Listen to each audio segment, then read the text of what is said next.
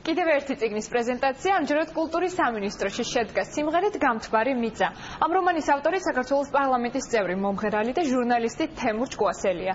მისი ნამუშევარი ეროვნული კინოცენტრის გამოცხადებულ კონკურსზე 150-დან 7 საუკეთესო სცენარს შორის დაასახელეს.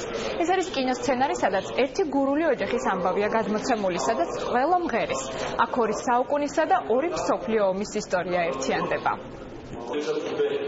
ეს გახლავთ ორსერიანი მხატვრული ფილმის ლიტერატურული სცენარი, რომელიც როგორც ამბობენ რომანებით იკითხება და ძალიან მოკლედ რომ ვთქვათ და ალბათ ეს მაყურებლებს დაინტერესებს ეს მოკლე განმარტება. წარმოვიდგინეთ რომ პირველ მსოფლიო ომში ოჯახის მამა ჩავარდება ტყვედ და მას გადაარჩეს ქართული სიმღერა უეჭველი დაღუპვისაგან და მეორე მსოფლიო ომში მისი შვილი ჩავარდება ტყვედ და მასაც გადაარჩეს იგივე სიმღერა. ძალიან მომხიბვლელი იყო თვითონ ეს სიუჟეტი.